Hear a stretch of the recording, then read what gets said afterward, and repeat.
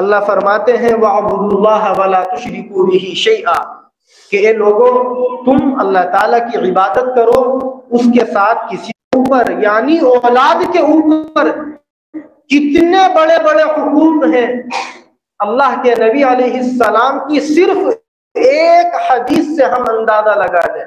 فرمایا رضا الرب فی رضا الوالد وسخط الرب فی سخط الوالد کہ باپ کی رضا میں اللہ تعالیٰ کی رضامندی ہے اور باپ کی ناراضگی میں اللہ تعالیٰ کی ناراضگی ہے۔ یعنی اگر ہم یہ دیکھنا چاہیں کہ ہماری عبادتوں سے ہمارا رب راضی ہے یا ناراض ہے تو ہم یہ دیکھ لیں کہ ہمارے اخلاق سے ہمارے والدہ راضی ہیں تو ہماری عبادتوں سے ہمارا رب بھی راضی اور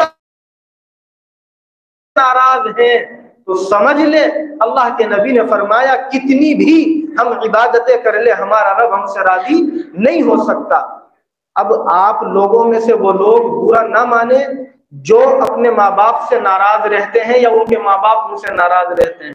میں یہ بات کہنی نہیں چاہیے تھی اس لیے کہہ رہا ہوں، 7 سال ہو گئے تقریر کرتے کرتے اسی مسجد کے اندر، 6 دسمبر کو 7 سال ہو جائیں گے۔ تقریباً 150 کے قریب بیانات تو یوٹیوب پہ اپلوڈڈ ہیں۔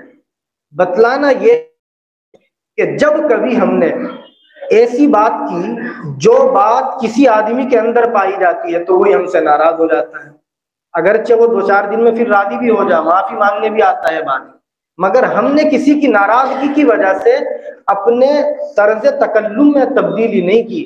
مثال کے طور پہ میں کھل کے بات کروں، ہم نے ایک مرتبہ یہ بیان کیا کہ بھئی سود کا لین دین کرنا حرام ہے۔ اب یہاں ایک انجینئر صاحب تھے، وہ اس میں کام کرتے تھے، کیا ہوتا ہے لائف انشورنس LIC میں۔ پتہ چلا انہوں نے ہماری برائیاں شروع کر دی چونکہ ان کی تو جو بھی اس پر تھی 70-80 ہزار روپے ان کی سیلری تھی۔ اب انہیں کچھ برائی کے لیے ملا نہیں تو ان کو ایک ہمارے ملنے والوں نے سمجھایا بھائی مفتی صاحب نے اگر یہ کہا ہے کہ سود کا لین دین کرنا حرام ہے تو ان کو تھوڑی پتا ہے کہ تو سود کا بزنس کرتا ہے۔ انہوں نے تو ایک جنرل حدیث بتلائی ہے، قرآن کی آیت بتلائی ہے۔ ان کو احساس ہوا 2-4-5 دن کے بعد میں وہ ہم سے ملے اور انہوں نے کہا کہ جی ہمیں معاف کیجیے گا، ہمیں یہ غلط فہمی ہو گئی۔ اس طرح سے یہ میں نے ایک بات بتائی ہے، 10 سے زیادہ مرتبہ ایسا ہوا کہ لوگ ہم سے ناراض ہوئے۔ ہم نے ایک مرتبہ یہ کہہ دیا رمضان کے مہینے تو دوسروں کے پلاٹ پر قبضہ کر لیتے ہیں اور پلاٹ بیچ دیتے ہیں تو کئی سارے ڈیلر ہم سے ناراض ہو گئے۔ بھئی بتلائیے اس میں ناراضگی کی کیا بات؟ یہ ہم اگر یہ قرآن کی ترجمہ کر کے بتلا رہے ہیں کہ اپنے ماں باپ کے ساتھ اچھا برتاؤ کرو، اب کوئی آدمی اگر اپنے ماں باپ کو گالی دیتا ہے تو اس کے ہم سے ناراض ہونے کا کیا مطلب؟ بھئی تم سدھر جاؤ، یعنی بجائے اس کے کہ اپنے اندر تبدیلی پیدا کریں امام صاحب سے ناراض ہو جاتے ہیں۔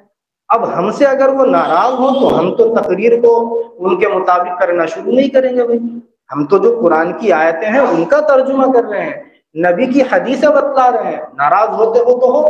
یہ میں نے اس لیے بیچ میں وضاحت کی۔ بہرحال بات یہ بتلانی تھی کہ قرآن کریم میں اللہ تعالیٰ نے ماں باپ کے بندوں پر کیا حقوق ہیں ان کو بڑی تفصیل سے بیان فرمایا۔ وہ کیا حقوق ہیں 12 اکتوبر کو میں چونکہ لکھتا بھی ہوں کچھ پوائنٹس، 12 اکتوبر کو میں نے پورے 39 منٹ کا بیان کیا تھا جو یوٹیوب پر ہے، صرف اس موضوع پر کہ ماں باپ اگر ہمیں ہماری غلطی کے اوپر مار بھی دیں، یاد رکھیں نوجوان، ماں باپ ہمیں ہماری غلطی پر مار بھی دیں تو قرآن یہ کہتا ہے وَلَا تَنْهَرْهُمَا، آپ کو یہ حق نہیں ہے کہ آپ اپنے ماں باپ کو مارنا تو دور کی بات اونچی آواز میں بولیں، اپنے ماں باپ کے سامنے اونچی بات کرنا بھی یہ اسلام میں جائز نہیں ہے۔ یہ قرآن کی آیت کا ترجمہ ہے، ناراضگی کی کوئی بات نہیں۔ پچھلے ہفتے سے پہلے ہفتے مفتی صاحب نے بیان کیا تھا نا، یاد ہے آپ کو؟ ہمارے مدرسے میں بڑے کامیاب مدرس ہے، بڑے شاندار انگلش اور کمپیوٹر کے بڑے ماہر ماشاءاللہ، جس ہفتے دارالعلوم سے آئے تھے نا، یاد ہے آپ کو؟ وہ بیان کر رہے تھے، ہم کہیں گئے تھے، وہ ایک مسجد میں امام تھے، 1.5-2 سال انہوں نے امامت کی، میں نہیں بتاؤں گا کون سی مسجد میں امام تھے وہ۔ انہوں نے ایک مرتبہ تقریر کی اور تقریر میں انہوں نے بڑی کھل کے یہ بتلایا کہ چغل خوری کرنے والا جنت میں نہیں جائے گا۔ یہ جو کتاب ہے نا یہاں رکھی ہے، یہ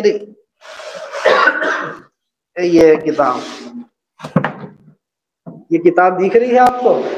یہ اس کتاب میں لکھی ہوئی حدیث ہے، لا يدخل الجنت نمام، کہ چغل خوری کرنے والا جنت میں نہیں جائے گا۔ ان امام صاحب نے تقریر کر دی، پتہ چلا مسجد کا سیکریٹری روزانہ اپنی بیکری پہ بیٹھ کے چغلی کرے تھا، میاں 8 دن کے اندر اندر ان کو امامت سے ہٹوا دیا۔